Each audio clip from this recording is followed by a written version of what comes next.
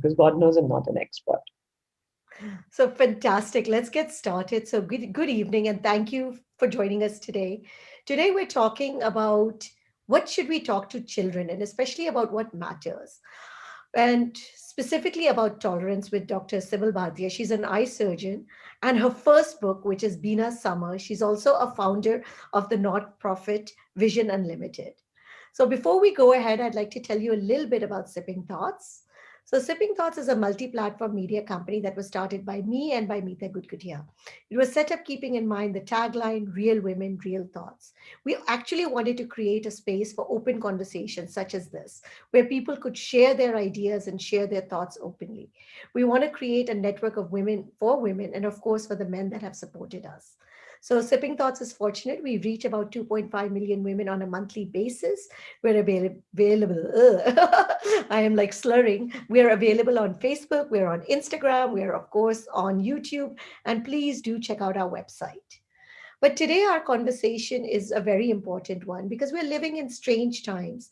And it's so important that we speak to our children about what is happening around us. We have given too much space to hatred.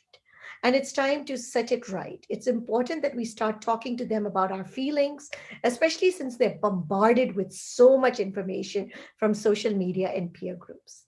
In this session, we will focus on why we need to talk to children and how to talk to them about tolerance and make them understand what tolerance actually means.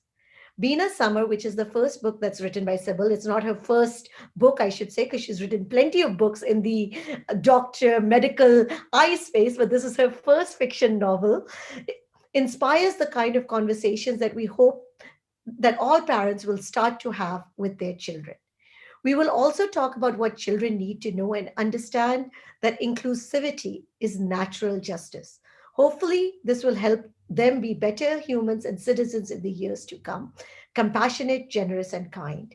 I think Dr. Sybil, she needs no introduction, but I will definitely introduce her. But my introduction is she's an eye surgeon. So, first of all, here we are talking about tolerance, but I start with okay, she's an eye surgeon. She specializes in glaucoma and ocular surface diseases, but she's got a diverse experience of over 20 years across geographies in healthcare, social entrepreneurship, and medical editorial spaces.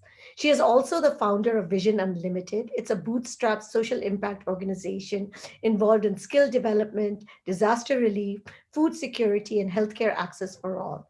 She has recently authored, like we said, her first book, Venus Summer, which was published no other than by, of course, HarperCollins India, which is no small feat in itself. And it's one of their recommended reads this summer for a lot of children. So, Sybil is currently working as a senior consultant at Fortis Memorial Research Institute, one of the largest multi specialty hospitals of international repute based in Gurgaon. She is also the executive editor of the Journal of Current Glaucoma Practice, the official journal of the International Society of Glaucoma Surgery. She is the editor in chief of Clinical and Experimental Vision and Eye Research. She also has more than 10 textbooks in glaucoma and ophthalmology to her credit. So, like I said, she's an avid writer, but this time in a very, very different space. So, Sybil, first of all, welcome to Sipping Thoughts. And of course, my first question before we get into the topic, what made you want to write fiction?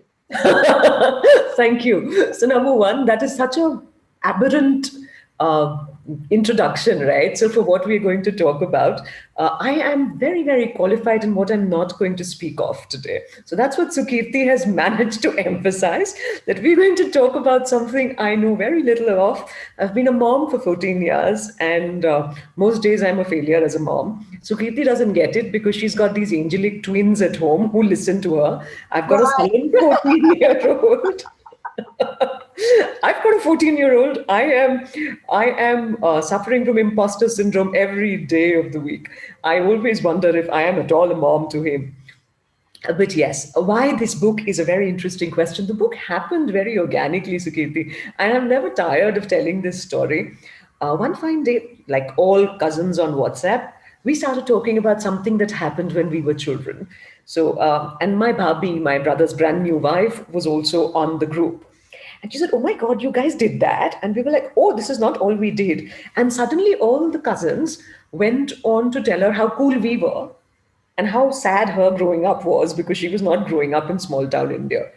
And she grew up in Dubai, and we thought it was really weird that she didn't know how to, raid other people's pantries and churao achar and toro aam from the neighbors' trees. So, and it was a very strange conversation that just morphed into a series of conversations. And the kids were also on the same WhatsApp group, a couple of the older children. And they were reading and they were like, really? Is this what happened? And we all had our own versions of the events. And suddenly everybody started waiting for me to put on paper on WhatsApp what happened next. So one day I would forget, and one of the nieces or the nephews would write in and say, Hala, you forgot to say what happened next, or Poopy, you haven't written what happened next. And then I would write it down. And one fine day, my cousin sister, who's 2 years older than I, says, this sounds like a book, Sheena. And I was like, oh. And another friend of mine, Dr. Bela, who's not here right now, but she kind of looked it up and she said, oh my God, this reads like a book. So we just took down all of the WhatsApp conversations. Everything was written on the phone between patients, lal batti par, traffic lights par. And it turned out to be a read. And why I continued to write is because the cousins also said the same thing to me. And I also realized it. Every time there was an episode mentioned on the WhatsApp group, the children would come and speak to us. So for Aradhya, who was then 12 years old, to come and ask me, uh, what does a communal riot really feel like? Or what does it mean when people say you're a Muslim? And did you really have people in school who asked you if you were a Muslim? Those were questions that we had never encountered in our lives as parents. So that meant that this book became an extremely important conversation for us as a family. We also spoke of good touch, bad touch, and that's something that we've been trying to talk ever since he was a little boy. And all of us realized that the perhaps storytelling is a very, very important tool of conversing with children. And rather than a preachy environment where you tell them, be good and this is not right and you need to do this, sometimes a story lingers in their heads, in their minds, and perhaps molds their psyche much more than a conversation with a mom who's not very cool anyway ever can. So that is how Bena Summer actually came about. Uh, and that is where I realized that it's a very deeply personal book. It's a very, very personal space that I have written about. Very personal. You almost say that it was modeled after the experiences that you yourself have gone through. And my cousins and a couple of my friends, Jyotsna, Dr. Bela. It's an amalgamation of people who have grown up in the 80s. Not everything happened to me, but it did happen to my friends and I. And and for us to be able to put it out there, and for me to be able to write it and actually claim it as my story, was a personal journey in itself. To turn around and say that my cousin brother abused the entire generation of my cousins who grew up with me is not an easy thing to say in a public discourse. But for me to be able to say that is important because it meant that Aradhya and I and Shiba's children and Shiba could sit down and talk about it at home. And it became a conversation which became that much easier because the children broached the topic. Did it really happen? How did Nani react? Did you go to Baba? Why didn't you go to Baba earlier? Why? What were you thinking? And I was like, do you realize you should go to your dad because I didn't go to mine? Now, coming back to my next question. Now, you Yes. wrote about something, and the reason why I asked this question, this is something that happened in the 80s, right? 80s, 90s, when we were growing up, and we think that it was a very different generation. And you're saying that the kids of today, actually, how did they react, and what were those conversations that they wanted to have? And did they find that, oh, were they actually saying, I can relate? So, Kirti, look, you didn't grow up in a chota sheher like I did, right? I'm a Patna girl. And I grew up in a very big share, so yeah, yes. I know. So I'm letting you go. All of you America born people, no. So I grew up in a small town. But Patna is a big No, city. but no. To be fair, I was in Kanpur for about Yeah. 11 months. And when I was 11 years old, I grew up in Africa, in Liberia, in a very, very small. So I do actually relate to a lot of the incidences that you are talking about. Right. But my main question is more about, see, we look at it, and when you talk about Bina Summer and you're talking about your journey, it was in the 80s, right? And now we're talking about how is it applicable and how are the kids of today saying, these same conversations are still the conversations of today. Because these are conversations as old as time. As long as human beings have existed, there is hatred, there has been bigotry, there has been alienation, and there has been othering. I mean, I don't remember any decade in this country's history where we did not identify somebody as the other who was the villain. That villain might have changed over the years, but there always has been a villain in the national narrative. Also, in a personal narrative, there is always a villain. It can be your mom-in-law, it can be your sister-in-law, it can be your mom. Like in my case, it was always my mom. There's always a villain in your narrative, right? And similarly, in the national discourse, also there is always a villain. And earlier, Sukirti, we grew up in small town India. We knew what curfew was. We knew what riots were. Like, we knew we didn't get fresh vegetables for a week when Indira Gandhi died during the 1984 riots, right?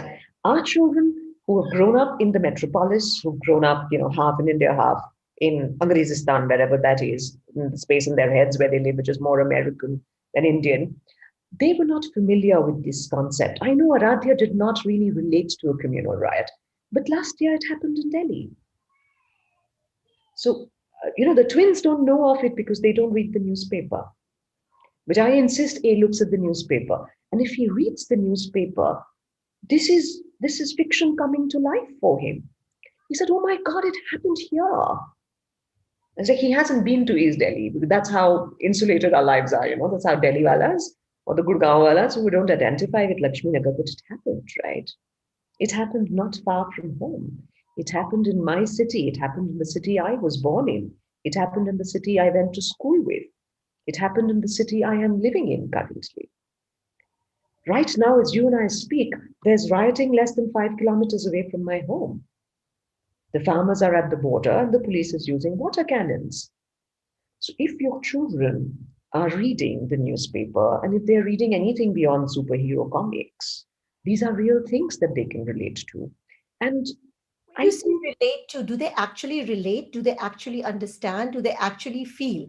Or, like what you said, they feel that this is something coming out of a fiction novel because it is so distant from I would say, the lives that we are living, that is very closed and very insulated.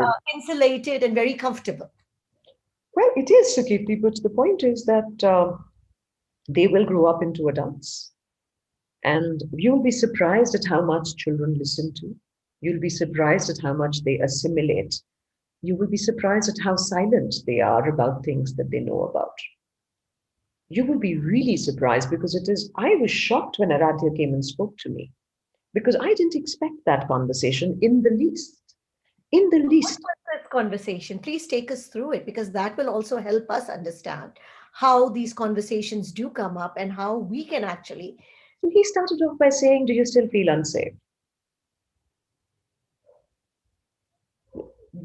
He actually asked me if I feel unsafe. And I was like, "Do you think I feel unsafe? I mean, I am the equivalent of 1,600 others." He says, "No, but have you, because of your cultural or religious identity, felt unsafe?"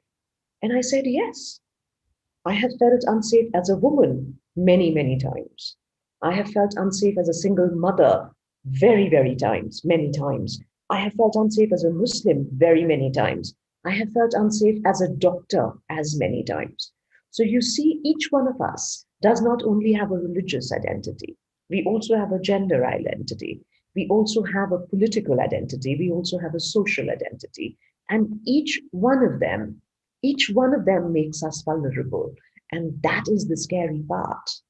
You would think that urban, upper middle class Hindu woman are safer than somebody who's not that. But the point is, you're just as unsafe on the road as somebody who's not you.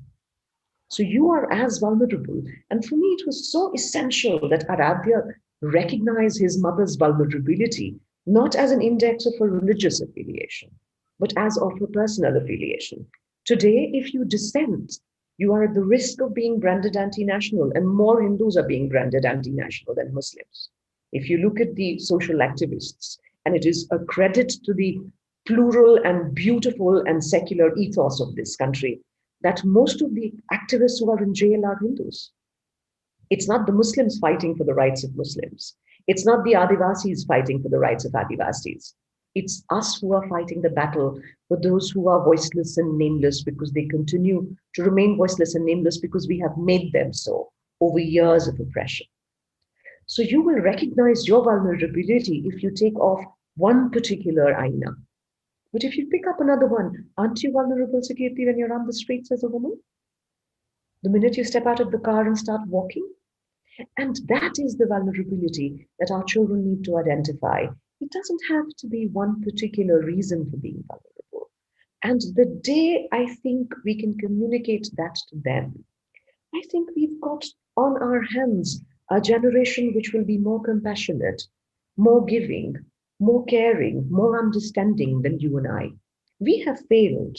I mean, I have no qualms in accepting that those of us who grew up in the 80s and 90s have not lived up to the promise of our youth.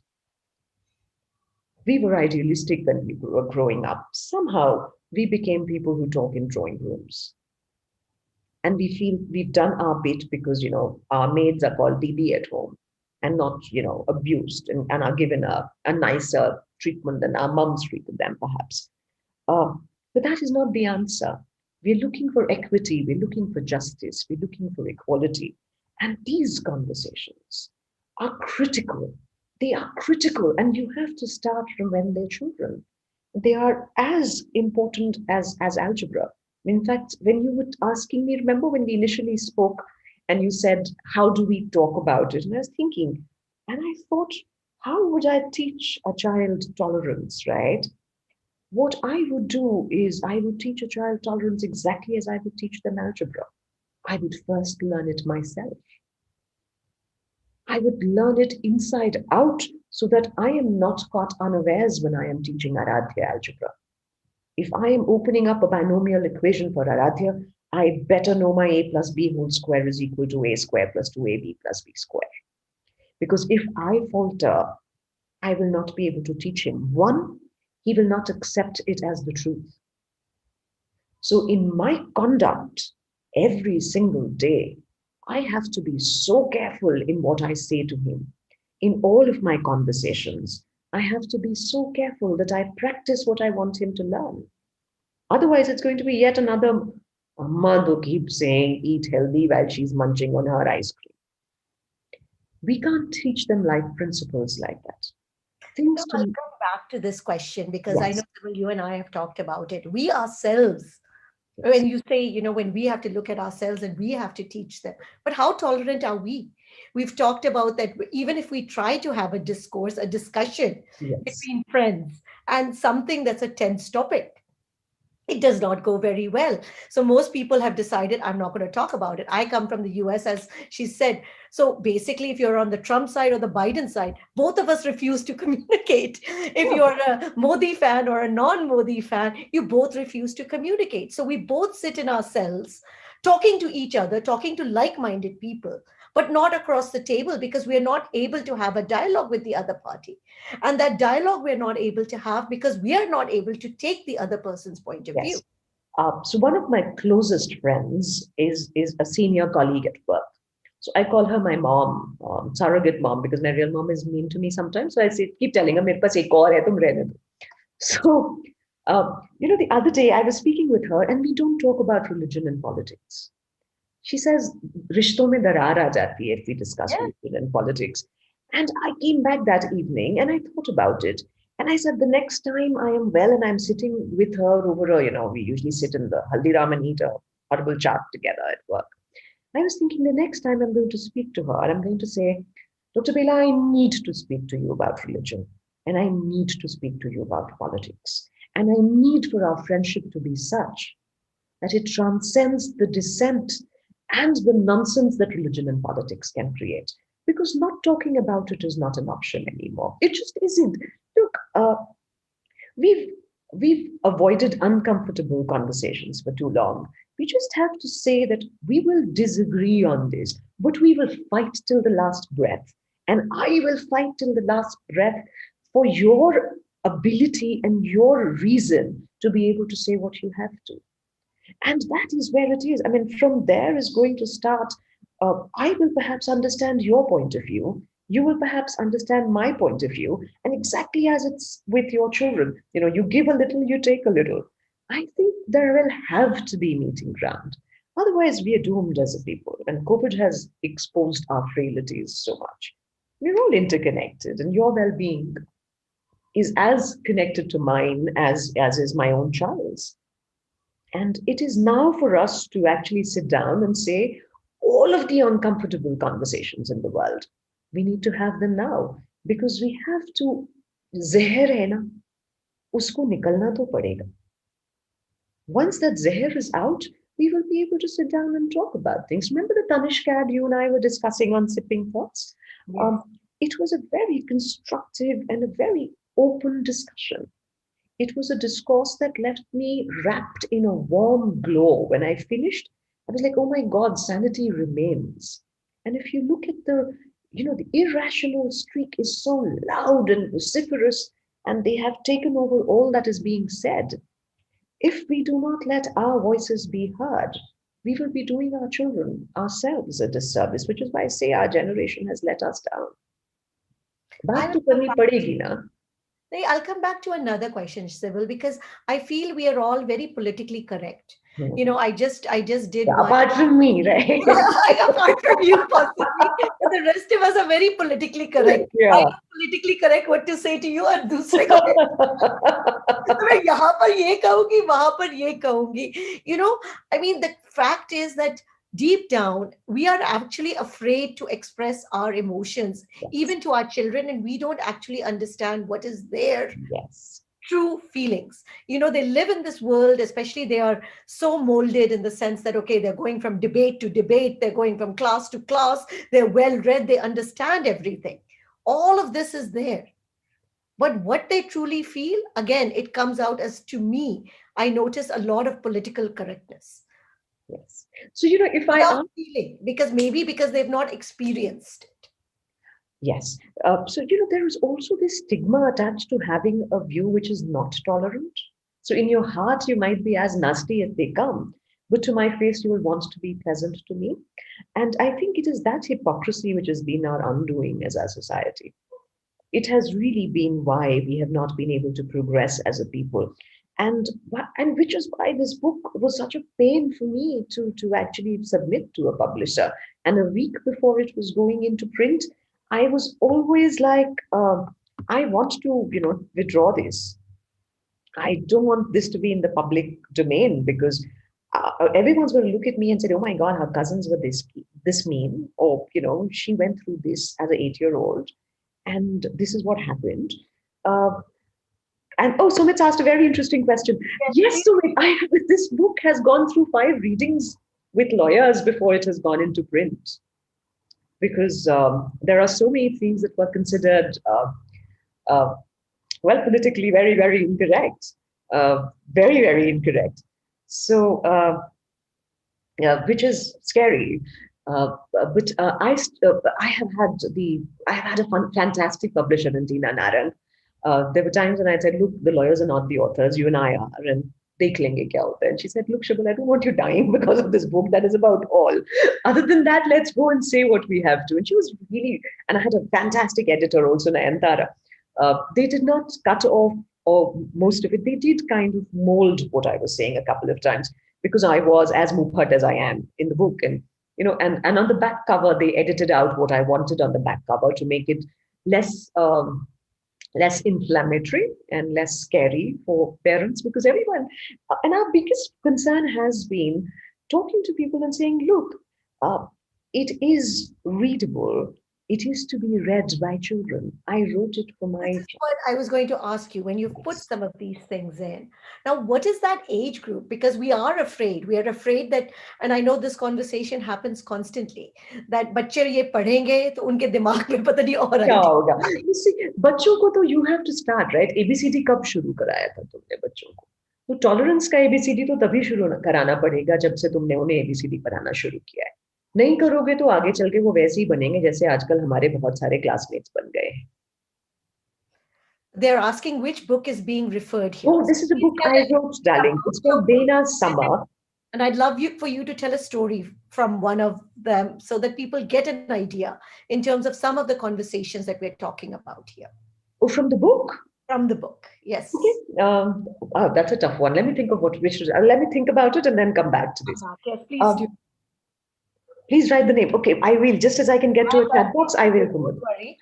So how I'm this writing it. works is that oh, so this is the story of a girl. Her name is Benazir. She's called Bena by everyone because her name is such a mouthful. And this is the story of a summer vacation that she spends in Gaya, a small town in Bihar. I don't know, you know Gaya, ji, both Gaya. That's her dadi's house. And then from there, she goes to her nani's house in the same summer vacation. And this is in Sultanpur. Sultanpur is the twin city of Amethi, now very much in the news because of Ayodhya. It's Ayodhya's twin city, but otherwise it used to be this sleepy little hamlet where nobody lived apart from my nana nani. I think we were the entire family. I think, and so it's a very happy story because my childhood, and as is Benazir's, was an extremely happy childhood, peppered by things that we don't talk about. I don't know. I mean, if I sit in a room full of 10 women, and I'm saying this from experience, at least six of them will raise their hands if you ask them if they've been in any way sexually abused, right? If not more. Six will raise their hands. Two might say silent, and I'm sure all nine of them have gone through some form of abuse or the other. So that's one little incident that is talked about and in the book, which is, just a side story. That isn't the primary story, but it is a conversation which became a conversation at home because we've been talking about good touch and bad touch with the children forever. And And we've what found that actually not much has changed because I know has at changed? we've had this conversation and we've had this conversation across age groups. We would have said in our generation it was maybe 6 out of 10, 8 out of 10, and still we find it's still 6 out of 10 or 8 out of 10. Absolutely. Nothing has changed. And most of us are paranoid about leaving our children alone, right? We've all turned into helicopter moms because we've seen what we've seen. And yet our children remain as unsafe because more often than not, more often than not, it is somebody from within the family. It is someone from within the family who's the predator because your children understand that they are safe with them. If it's a stranger anxiety तो हम बहुत पहले सिखा देते हैं या red riding hood से सिखाना शुरू कर देते हैं. So What Ankita time? is asking a question: at what age should we start talking about this, and specifically about good touch, bad touch, about this to our girls and our boys? Ankita, the day you think they are coherent and understanding your words, I think I started when he was 2, 3, whatever. It is a very scary conversation to have. Another friend of mine said that her child, the first time she spoke to him about good touch and bad touch, wouldn't hug the grandparents. So it is also a conversation that has to be very sensitive and very gentle because it can be very scary to children too. So we start with the basics. We start with ABC, and then we build up to phonetics, and then we build up to nursery rhymes, and then we go on to grammar till we teach them comprehension. It is like teaching any other thing that you teach your children. You start from day one, and it has to be age appropriate. It has to be individualized to what you share with your child. If I suddenly go and start lecturing my son, it's not going to go down very well at all. But if I sit down and share a pizza with him and say, Radhe, do you think this is something that is happening in life? It might become a conversation.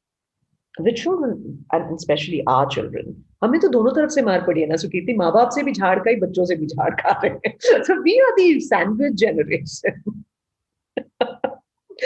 so I think you have to talk. You start talking when you can, and you don't leave any opportunity of a conversation. That is Now, but critical. now some of these conversations, like when we're talking about like riots or this, some of them, you have had that maybe in your background you understand it, but from a background from where I come, I myself don't understand it. Right. How But do you bring up these type of conversations, which are also very alien because you have not been exposed to them? you read. The more you read, the more you will be exposed to situations which are not yours. There's so much that I have not been exposed to. But if you read enough, and right now the newspaper provides you more reading than anything else. And the only problem is, how do you filter out what you're reading? Because a lot of what you will read is also trash, is also going to pollute your mind into believing absolute trash. This morning, Arad and I were talking, and he said, Anu, is your marriage with Papa love jihad? I I was like, okay, let's have this love jihad thing Have here. this conversation because yes, I think Yeah, I freaked. I was like, hello. He's like, no, I mean, it is love jihad, right? I was like, given that your dad hasn't converted and neither have I, no, but you guys do everything anyway. I was like, yeah, that is also true. So is it love jihad? Is it love jihad or not?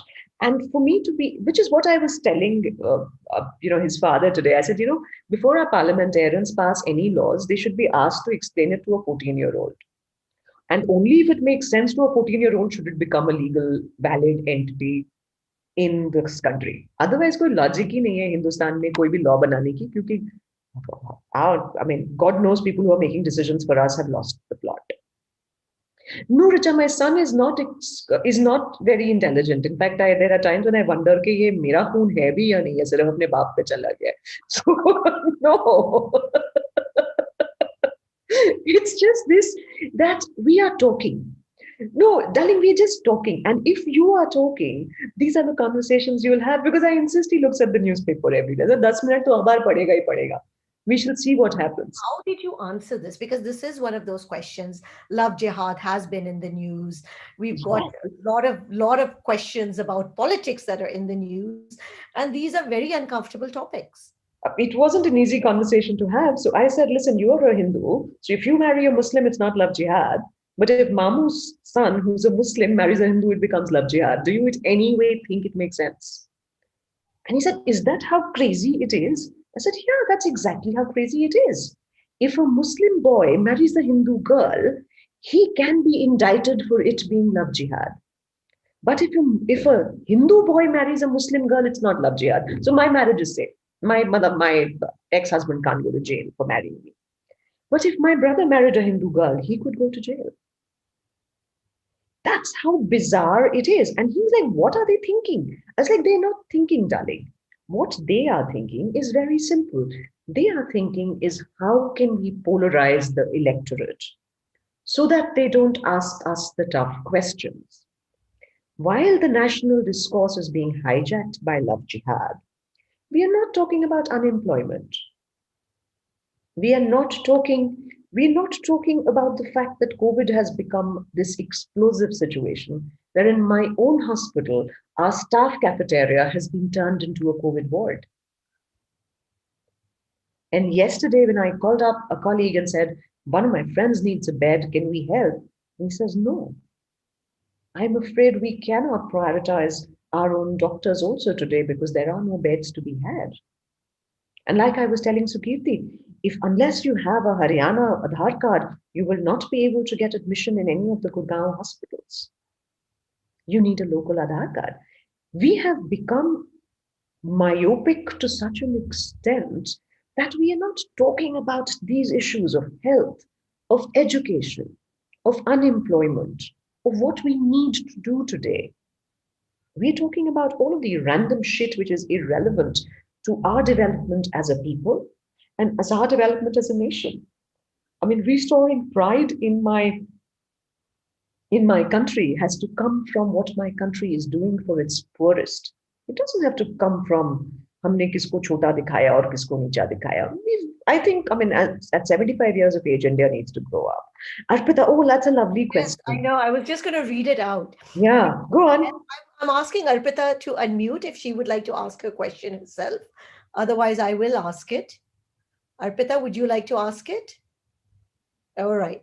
Let me read it out so for everybody. We see death after the riots in your book. How do you talk to kids about death, especially since a lot of families are facing this kind of grief due to the pandemic? Yeah, that's a tough one. That's a seriously tough one. And I've had to do it with Aradhya because I lost my best friend during the pandemic and I was seriously struggling emotionally and he saw me struggle with it. Look, One, simplify your language and talk like you would talk to an adult, to somebody who understands. You will have to break it down a little more, but it will have to be a conversation from one intelligent person to another one. All that Baba chale gaye taron ke beech doesn't really work, not with this generation, unless, of course, they're 3 years old, right? So it has to be one tailored to the child's age. You also have to allow them the agency to grieve, because it is also their loss if a loved one is gone.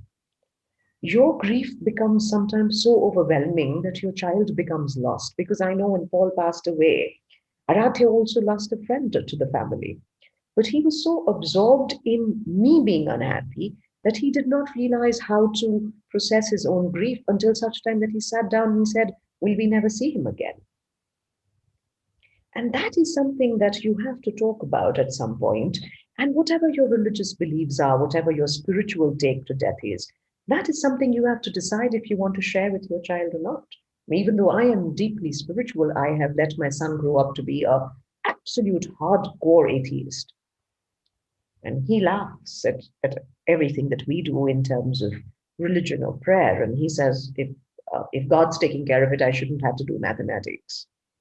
I can pray instead of sitting with R.B. Sharma. That's going to be easier and faster. And I can't argue with that logic, and I try not to. I'm letting him find his way. It is also important to involve them in the process of grieving. Rituals that are surrounding death in all of the religions are actually little acts of service that you can do for the departed, right? अगर तुम किसी के लिए कुछ भी छोटा सा करते हो तो you actually feel as if you are helping their passage into a better world, a different world. And that, I think, helps children as much as it helps you. So this is a question from Sumit. I mean, it's a comment also. Bina was very intelligent. Of course, she's modeled after you. He understood that people are bad. It wasn't Hindu or Muslim. How do you comment to that? Well, it isn't Hindu or Muslim, darling. I don't know how you That's have what been. she's saying. It wasn't Hindu Yeah, or it Muslim. never is. It never is. It is person to person, because uh, when people on the street are killing or ransacking, their religion doesn't really tell them to do it, whatever their religion. And, at this time, when our country is wondering whether we want to be an ethnic democracy or whether we want to remain a secular democracy, it is essential to again, and I keep bringing the narrative back to this, and I'm talking as a Muslim Yasamit. I'm talking as the minority of minorities, a Muslim upper middle class woman. Uh, it is the smallest minority, I think, that exists in this country who's also educated. Uh, it is never Hindu or Muslim. I have never had a Muslim defend me.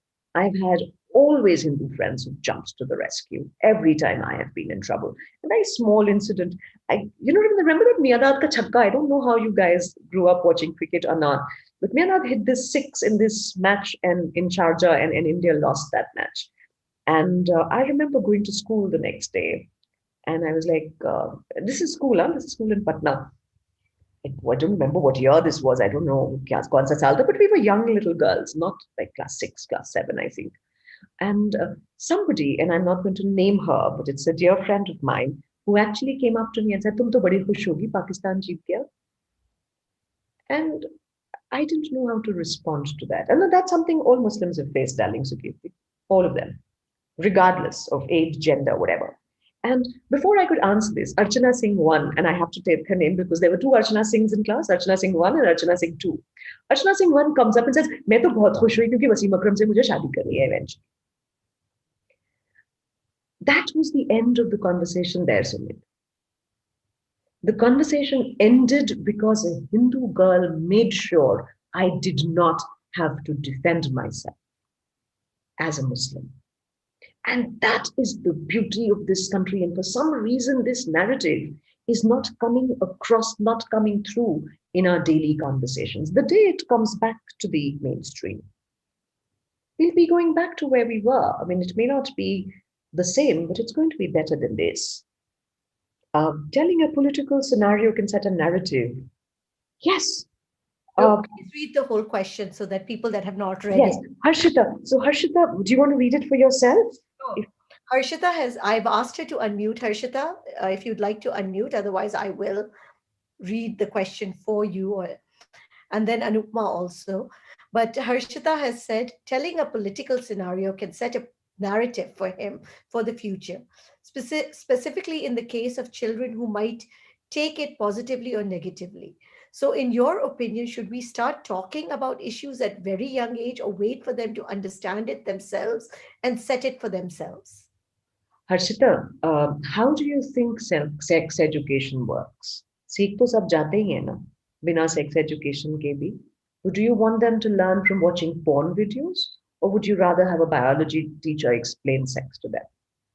Similarly, as far as talking of politics is concerned, would you rather they pick it up from people, which is a warped perspective of how we have to look at our nation, or would you rather do the teaching as an informed person, as somebody who cares enough to mold his or her thoughts into being that of a responsible person?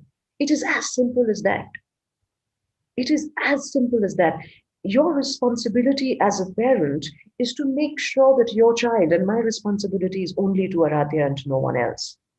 My responsibility to Aradhya is that his entire person should be a complete representation of a complete individual that I can be proud of. And his political concerns and his political stance, now and in the future, is a reflection of my parenting. Will I allow the rest of the world to shape that? सीख तो जाएंगे ही. There is nobody who will not learn. But what do you want them to learn? Do you want to filter out the trash? If you do, you are filtering it out in everything else, aren't you? Similarly, I don't see why we're so scared of religion and politics with our children. कुछ गलत थोड़ी सिखाओगी तुम यार. तुमसे बेहतर कौन सिखाएगा अपने बच्चे को? मुझसे बेहतर आराध्य को कौन सिखाएगा? That is what I feel where we are, kind of shirking our responsibility as parents, thinking the world will teach them. The world is going to teach them everything. Just as the world is going to teach Aradhya to also be street smart and cut corners and do things which are not always correct. But as far as I am concerned, Aradhya will be taught how to be a better person always.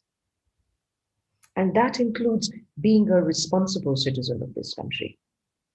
Very well said. So Anupma is asking this question, and I'll ask it on her behalf. How is the world today different from growing up in a joint family in the small town? How much has really changed? Okay, so I'm going to look at two bits of it, the macro and the micro. The macro, everything is so homogeneous. I mean, whether you're living in Bhatinda or whether you're looking in Hoshiarpur or Patna or Lucknow, everything feels the same. You eat the same food, you order McDonald's. If you're rich, you order Pizza Hut. If you're poor, I don't know what you do. You go back to bed hungry. That's how it is, right? It is culturally extremely homogeneous now, and nobody wants. I mean, my son, actually turns his nose up and says, "Phir nani ke ghar jana hai?" Kyun? So that entire concept of the same vacation in the same place with cousins, I think, has changed a little bit. But but those are the things that are the cosmetic changes, where we're wearing the same clothes, we're wearing the same house, we're living in similar houses, we all have these apartments that we live in. Very, very culturally homogenous that way. I mean, the food is the same, but when we were younger, there was actually a change from Patna to Sultanpur. There was a change from Patna to Gaya. There was a change from Patna to Delhi. They were different microcosms. So there was more acceptability of the diversity that we saw each day in our lives. That said, the children now are far smarter. They have they are much more with it. They have the kind of exposure that you and I never had growing up in the 80s and the 90s. But the bottom line is that the world is as unsafe for them and their parents and their dreams. That hasn't changed. The world is still as cruel as it was then. The world is still as closed as it was then. And that is something which is just so sad, because, in terms of the things that truly matter, nothing has changed.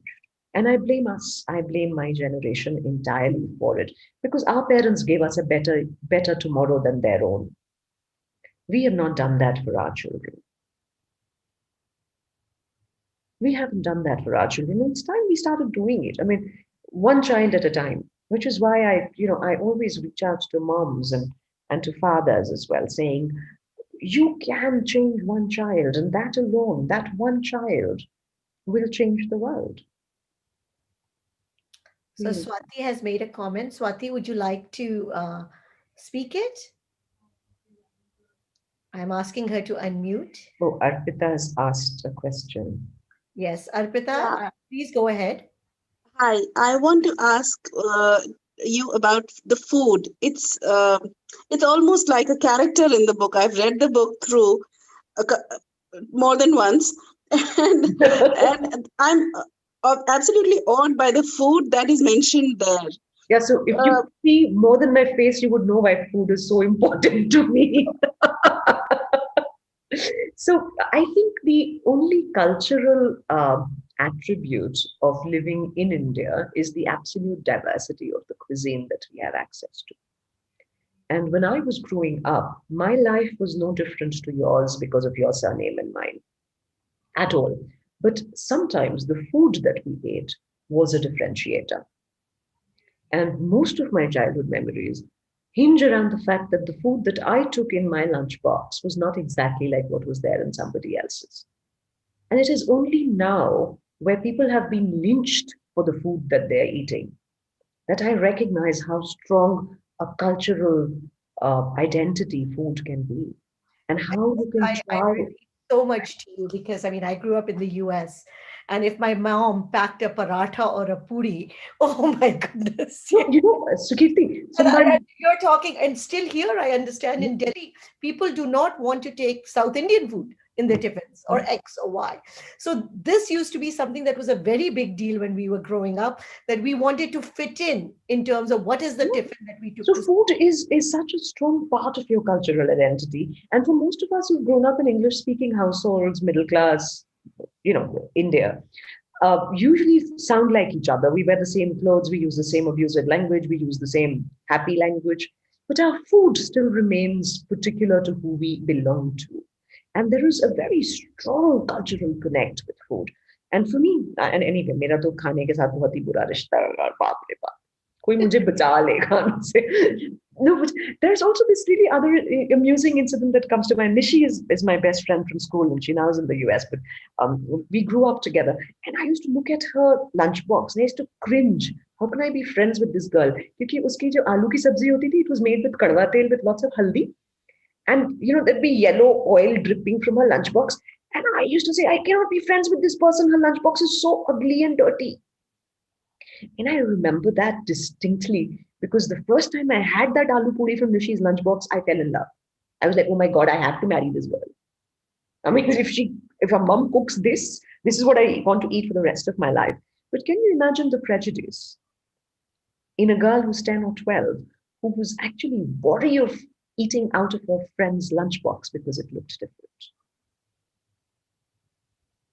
And in my book, I talk about Hindu aloo and Musalman aloo, which is a really cool story again, because when, traditional Muslim households, when aloo is cooked in a suki bhujia, the suki sabzi, there's no haldi put in it. So it's very anemic looking.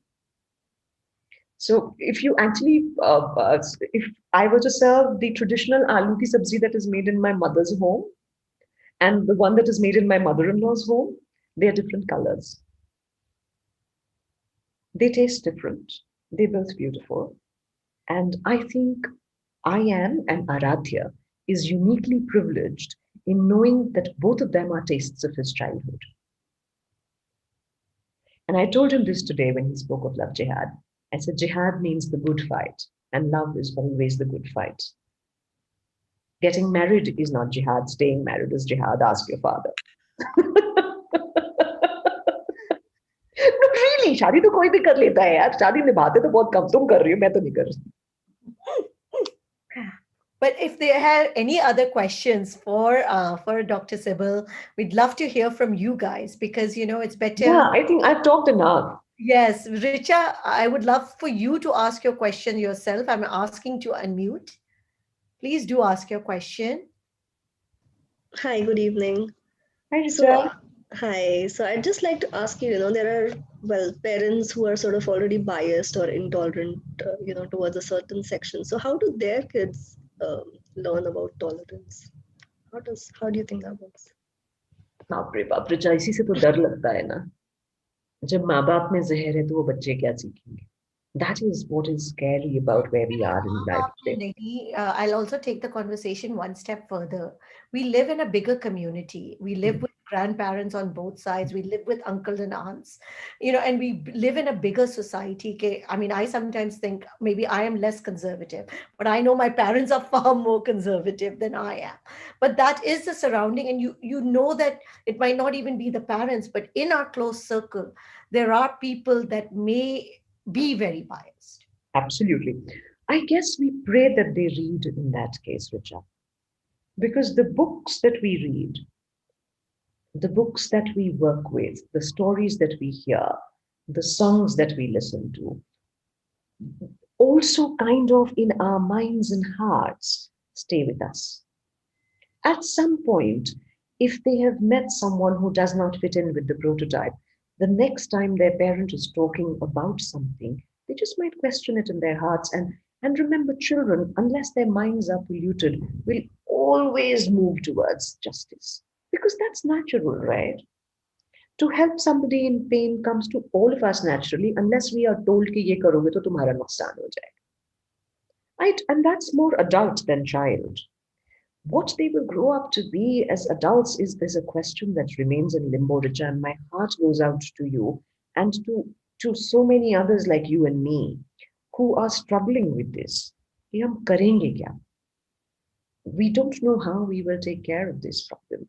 But like I said, one child at a time, we will work with the children that we can. And we hope that these children will be ambassadors of joyful, happy, compassionate living. And more people will see how enriched their lives are and will want to be more like them. That's all I can say. I mean, may you be a beacon of light for so many, is what I pray for my child and yours. And if you lead an exemplary life, people will want to be like you, even if they've seen things otherwise in their childhood. I mean, that's the prayer. So That's Sumit the has prayer. made a comment. Sumit, would you like to ask it, or I will ask it on your behalf? Okay. He was reminded of an incident in Very Baidyana. much, yeah. Yeah, was wary of eating food cooked by a Muslim. Were you, as a child, ever exposed to such ideas? Sumit, growing up as a religious minority, usually you're not the one who has issues. It's the others who have issues with you. And I'm going to take it one step further by talking about Lakhan Singh, who cooks in my house and whose name is not there in the book because he did not agree to having his name in the book. Uh, he belongs to a community called Mushar, which is the most backward of all communities in Bihar. They are called Musahar because they catch mice and rats and eat them. Moose is mouse. That's their staple food. That's how poor they are. That's the only protein source that they have access to. There are people who refuse to eat in my house because he was cooking. And my dad was adamant. He said, that is why he's cooking, because I don't want riffraff to eat in my house. If you have a problem Yeah, eating, but taking that and further, I have seen it. I mean, look, I haven't been discriminated against. Let's face it. And I mean, I am padha likha, Amir, good looking. I mean, people are usually nice to me. But that's my prototype. even more simpler question. I mean, and I'll talk Sure. about this because I mean, I've seen this almost at most houses I've gone to. Plates Yes. are separate for the working. Does not happen in the US, right? Yeah. There's separate utensils, there's separate food. So this is happening, I would say, in 95% of the houses that I have visited, that we will not eat in the same plates, that our help, It's who actually is cooking for us, will be eating it. it's really strange. Uh, Kumud, that's a very interesting question. You want us to talk about that? Do you want to read it out for us? Kumud, I am just unmuting you. And Geeta, we'll come back to you. Oh, that is lovely. Kumud, go ahead if you'd like to ask it. Otherwise, I will ask it on your behalf. Okay. Kumud says, So, when you switch on the mic, go ahead, Kumud. can you hear me? Yes. Yes. Yeah. So I was saying that, my son is hi. My son is almost entering a teenage years, and usually I don't watch TV so much nowadays. But when you watch TV and sometimes in the news channels, they are just fighting and arguing, and how to explain that, because to actually explain even your knowledge has to be very, and you are not necessarily yourself so much knowledgeable about these matters sometimes, Kumud, like I and I've said, stopped kind of keeping track of this so much of political and religious fights going on. But then so Kumud, just like I wanted to said, know how to handle that. I struggle with this one too. welcome to the horrible Arnab world. has been shouting the way to talk. Yeah. No, number one, welcome Voice to the is horror story that is called breaking. teenage. Can't hear Welcome you. to the horror that is called being a teenage mom. It is the most horrible thing. The most wonderful, beautiful children in the world become teenagers, and then you don't know what to do with them. But like you would prepare for anything else, Kumud, you prepare for this. You prepare for this exactly as you would prepare for algebra. उसको binomials, polynomials कैसे पढ़ाओगी कल को? खुद पढ़ोगे, मेहनत करोगे ताकि तुम्हारी समझ में आ जाए, उसके बाद पढ़ाओगे. And you have to take this as seriously. Absolutely, absolutely as seriously. As important as calculus, but you will figure out a way of teaching him biology and geography when you're yourself not very good at it, are you? I mean, for me to have to teach him history, I have to sit up at night and read. Similarly, for me to teach, for him to make sense of the political and social upheaval that is going on in your country and mine, I need to sit up tonight and read so I can talk to him tomorrow at breakfast. It is as important a conversation. I don't know why we are not. I mean, I think the index of a parent is not in the marks we get for our children in class 10. It's in their ability to actually help out a fellow student or somebody older or younger. And we have to at some point judge ourselves on that. And when the day you start judging yourself as a mother, just as I start judging myself as a mom, not because my son did 100 on mathematics, but because he actually could hold his own against somebody who was saying something derogatory about somebody who's not him. It doesn't have to be Muslim, it doesn't have to be lower caste, it doesn't have to be somebody who's kala, gora, pila. It could be somebody who's chosen to wear an outfit different from yours. If your son defends somebody who is not like you, I think you wear that as a badge of honor and you work towards that. It's a long haul, it takes a lot of work. I'm doing it. Welcome to my world. And with teenagers, you cannot. With teenagers, you have to every single day because the outside pressures are so many for them to be nasty and obnoxious. Because it's so cool to say, oh, wo to aisa hai, wo to waisa hai. But it's actually a physical challenge to keep up with it and say, no, wo aisa nahi hai. Wo aisa hai is part of the diversity that makes up your world. Arpita, go ahead, ask your question. And then Suja, we'd like to take yours as the last one before we wrap up. So my son is 18 years old and he's read your book too, and he aspires to be an author someday. And he's asking what your literary inspirations were while writing this book. So more form and structure than the content of the book. Okay, so if I were to say which is the one book that has shaped everything I write ever, that includes textbooks that I write, it's Little Women. It's my Bible. And I don't know if you can see it in this book, because this book is more Malgudi Days than Little Women, because every episode is entirely complete by itself. So if you read one chapter, apart from a few chapters, they're not really linked to each other, even though they move into a story. But each story, each incident is a complete event by itself. So in the form and structure, I guess it's more R.K. Narayan, but in spirit and in what I wanted to say, It's Little Women. It is entirely Little Women. It is who I want people I know to be. Seriously. Next question from Suja, and I'm sorry if we were not able to come to your question. Suja, go ahead. Yeah, hello. Am I audible? Yes. And you're very pretty, Suja, with all that blonde hair. Yeah. Yeah, I was just asking, like, where to draw the line between like tolerance and compassion. If we keep on saying good touch, bad touch to a child every time, and at what age they will be recognizing all this? Because we can't draw lines between the family members. Like, you should be aware of your uncle or somebody like that. He can be dangerous for you. We can't say like that.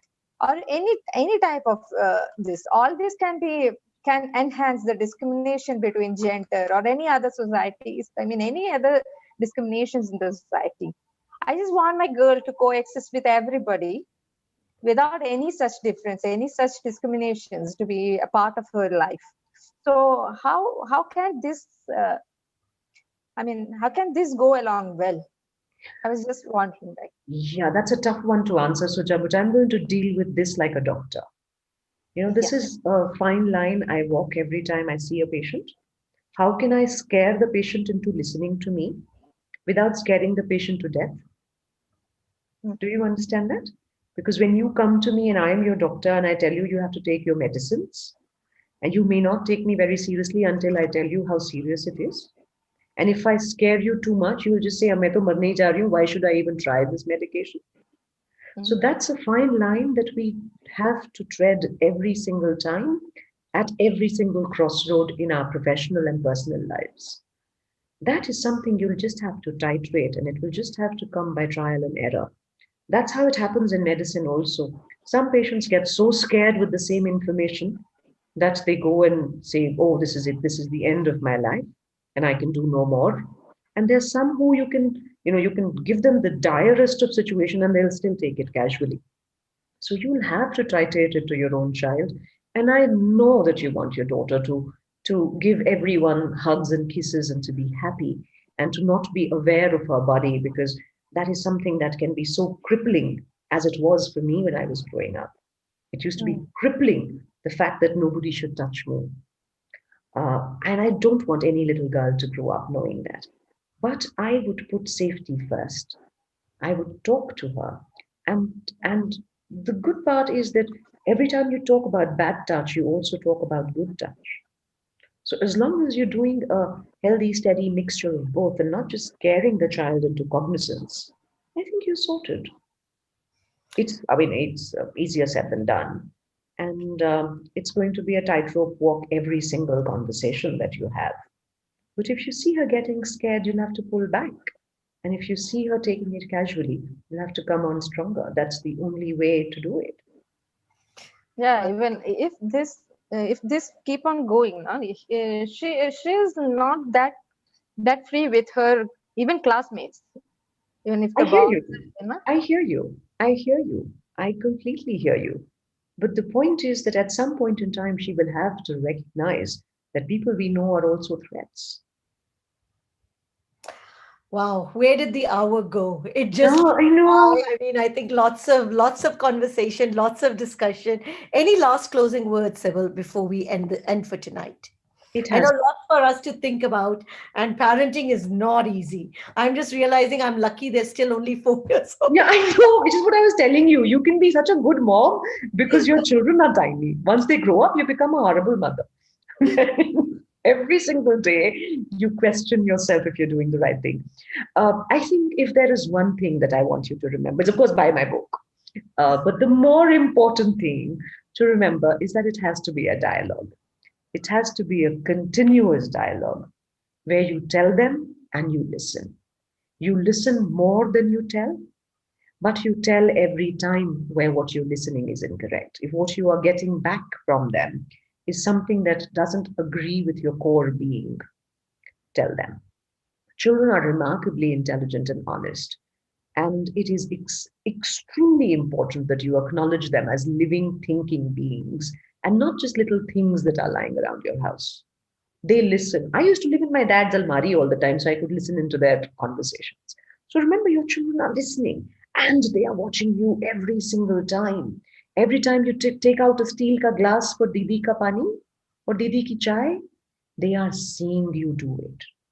And even if you tell them that the world is supposed to be equal and all of us are equal, they know Didi drinks chai in a steel ka glass. They will learn more from your actions than from your words. So be very careful, very, very careful. You can't falter on this one. Well, thank you. Thank you for this session. I think a lot of people are really appreciating the conversation that we've had today. With that, I wish you all a very, very good night. And please do keep checking back on Sipping Thoughts. And thank you, Sybil. Always, I mean, like I said, you're like a friend to me. So it's very hard for me to say, oh, thank you. To be polite. Even the politically correct Sukirti can't be polite with me. Very polite. But thank you. Thank you for sharing your time Always a and your pleasure. thoughts with us. Always a pleasure. Good night, everyone. Good night.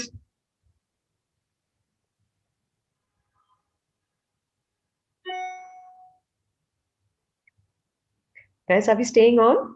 No, we're just logging off. Bye bye. Bye bye. Take good care. This